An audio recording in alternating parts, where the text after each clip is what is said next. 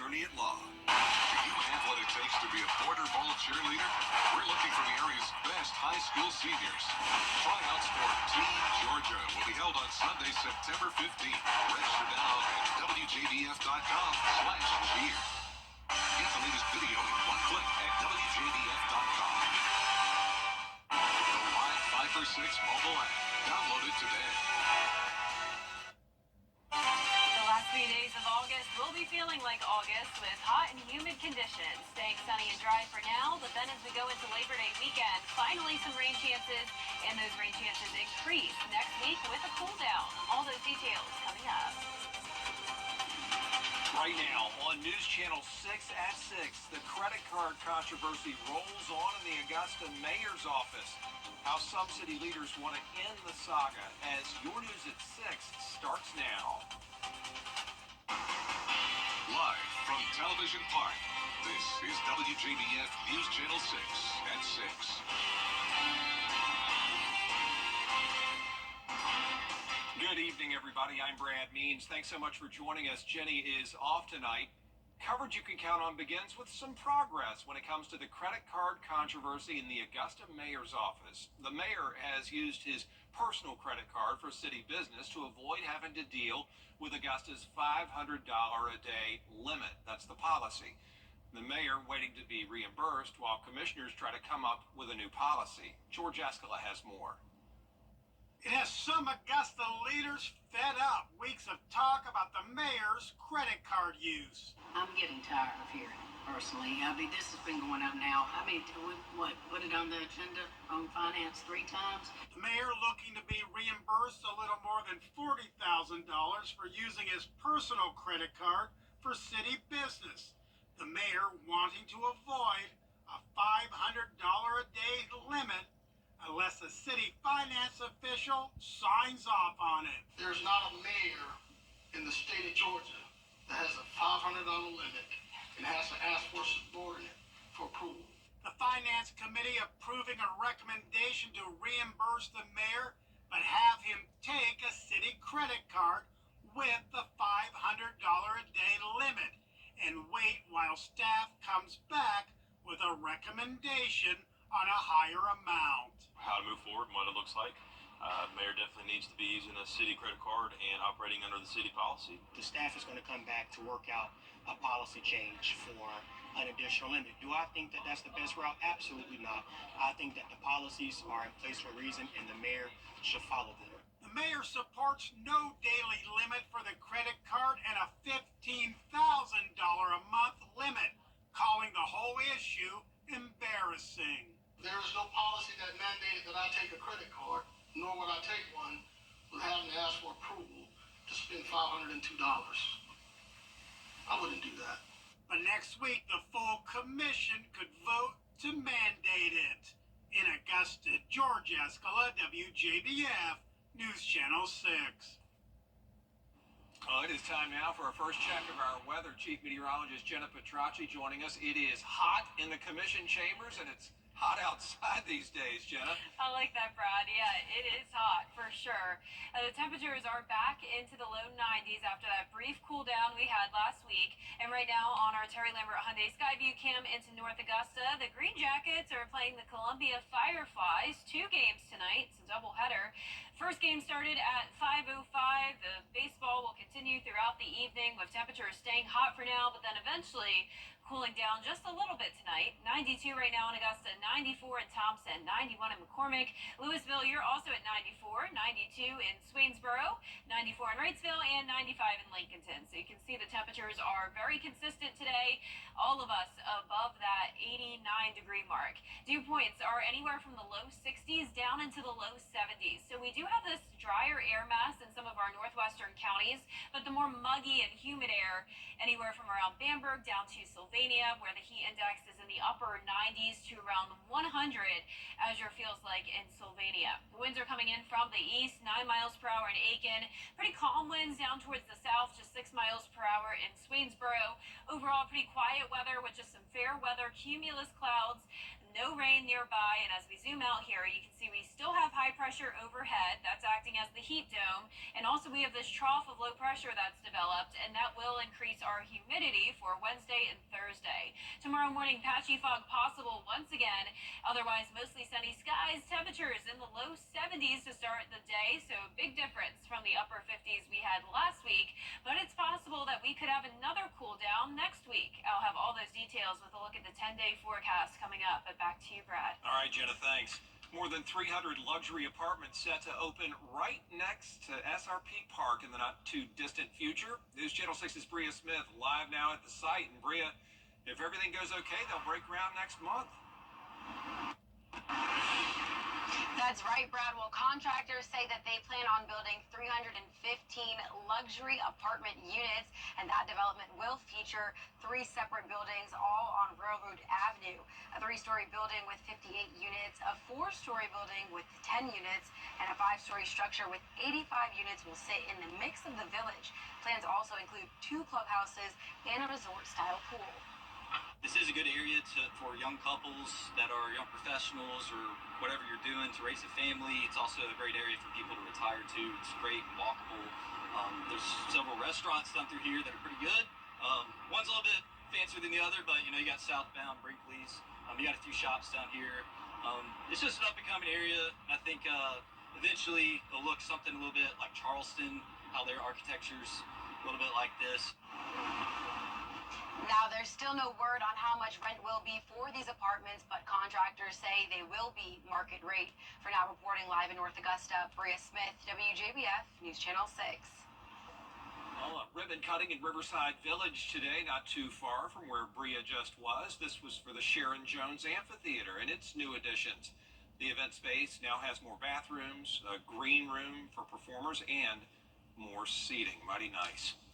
A local nonprofit dedicated to helping mothers in need is asking for your help to take its next big step.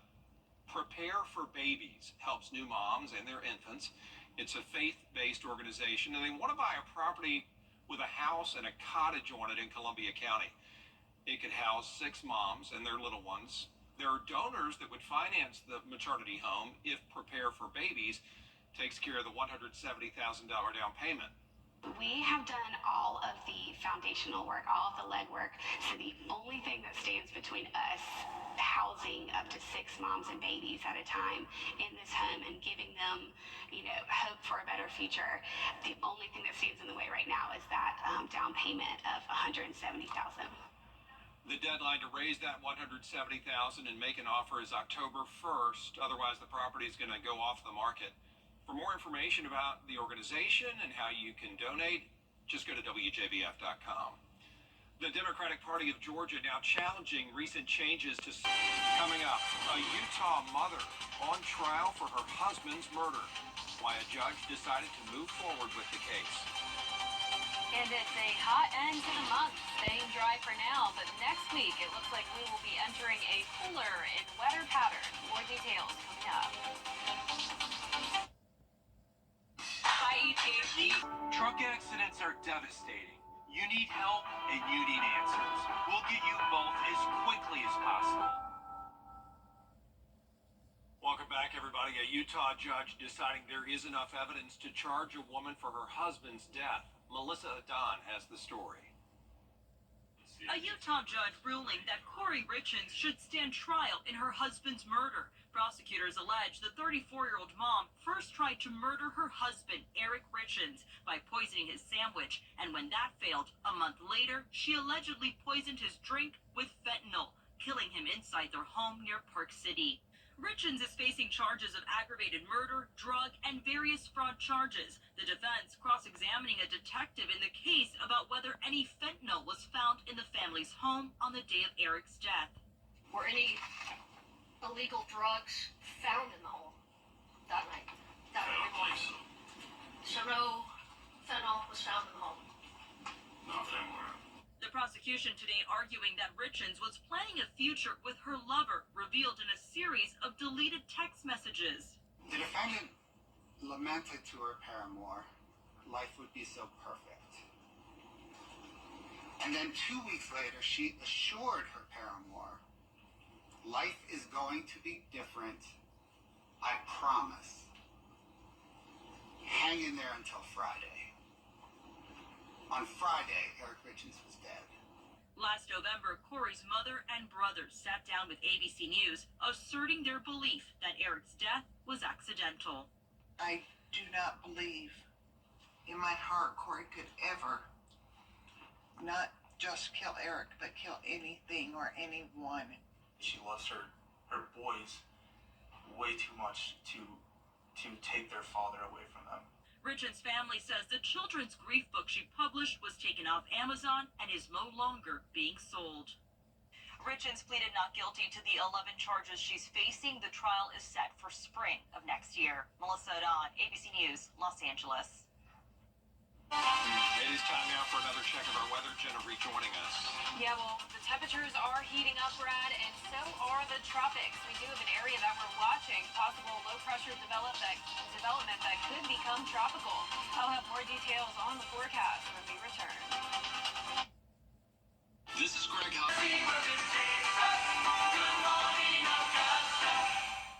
CSRA's favorite news app is now even better with easier access to local news, weather, and streaming video. Download the News Channel 6 mobile app. Now, your most accurate forecast with WJBF Live 5/6. Welcome back. Here's another look at that tropical outlook. We have one area of potential development, just a 20% chance over the next week. This is around the Lesser Antilles, and we'll have to monitor if it's going to be taking an Atlantic track or a Gulf track. Could potentially impact us way down the road, but of course, a lot of uncertainty at the moment. We will keep you updated. Right now on our Terry Lambert Hyundai Skyview cam outside the station, it's a mix of sun and clouds once again for us today. Hot and a little bit humid. 92 feeling like 95. Dew point of 66. Humidity at 43%. Definitely some more humid conditions in our southern lying counties, but across the entire CSRA. It's low 90s today. 92 in Sandersville, 94 in Sparta. McCormick, you're at 90 degrees, 91 in Barnwell, and 92 in Sylvania. We do have a trough of low pressure that developed across the area. This will increase the humidity tomorrow, and it will be just as hot and humid for our Thursday. High pressure overhead acting as a heat dome. There's also still a decent amount of dry air, though, on our water vapor loop.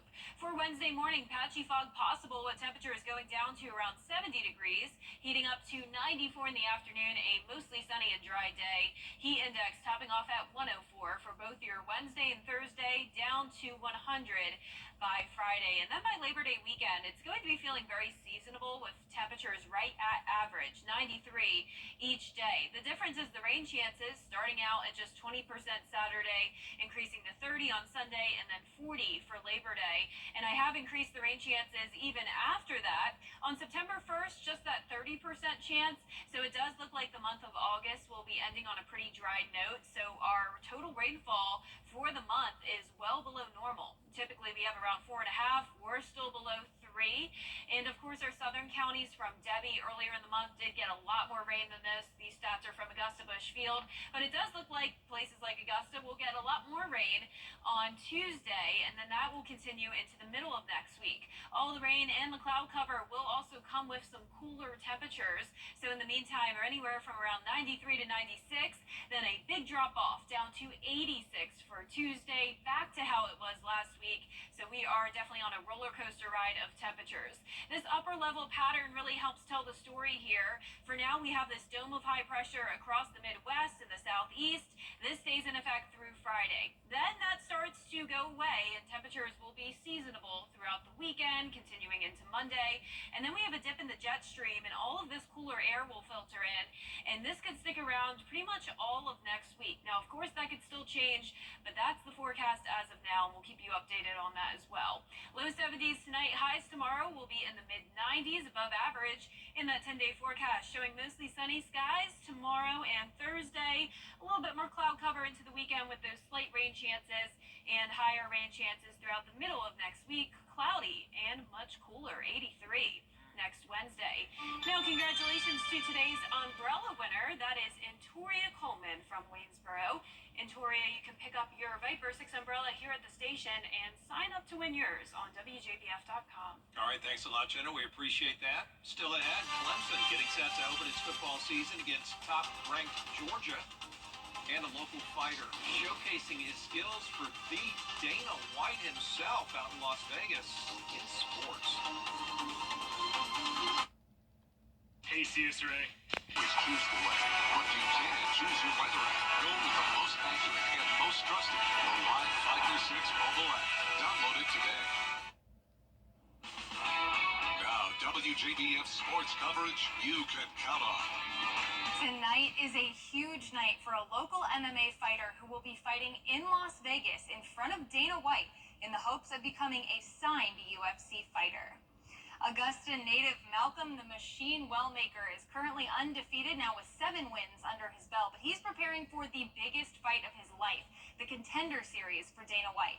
I got a chance to speak to Malcolm before he left about how hard he's worked to get to this moment and the people who've been in his corner every step of the way.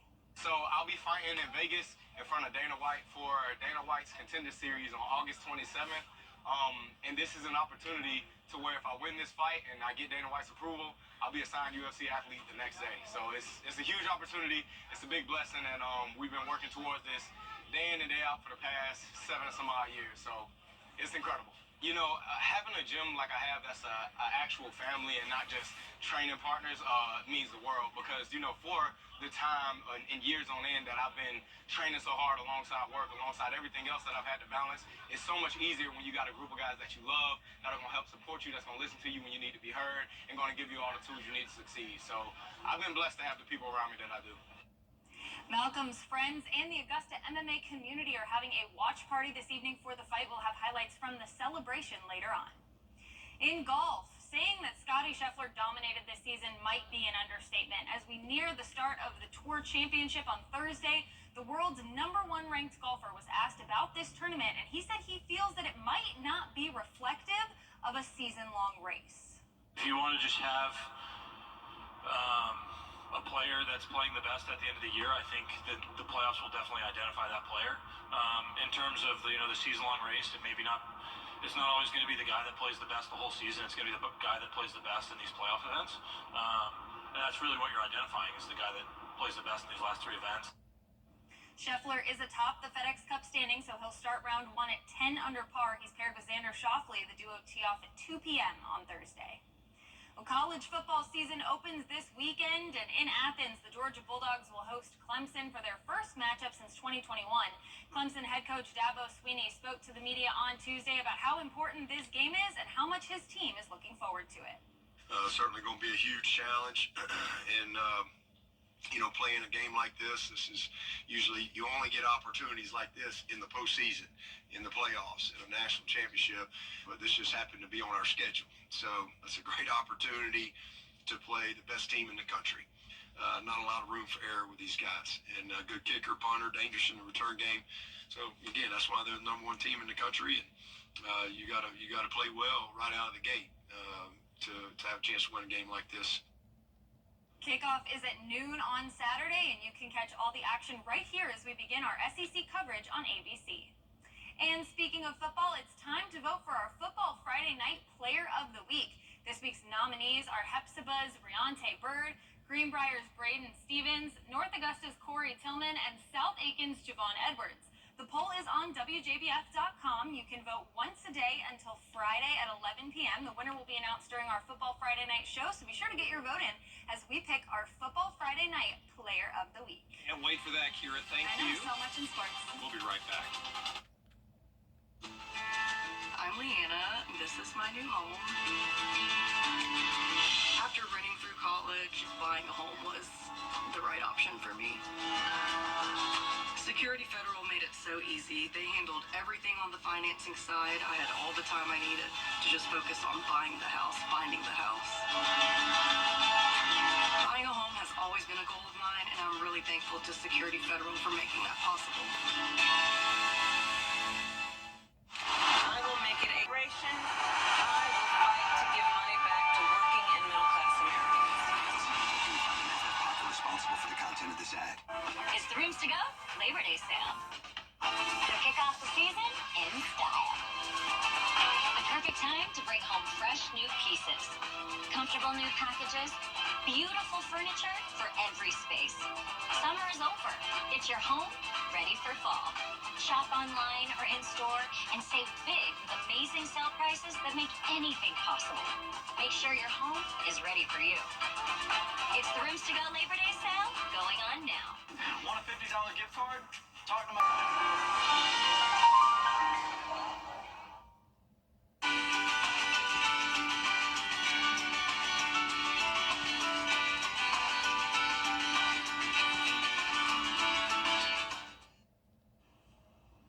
Matching dinosaur footprints have been found 3,700 miles apart in Brazil and Africa on opposite sides of the Atlantic, the same size and shape. While that's remarkable, it's not a mystery. 140 million years ago, Africa was connected to what's now South America, and the animals could roam freely before the supercontinents broke apart and the Atlantic Ocean filled the gap between them. That is so It's cool. good to know. I thought he had like a gigantic stride. But it's, yeah, it He used to took be the... one step from Brazil to Africa.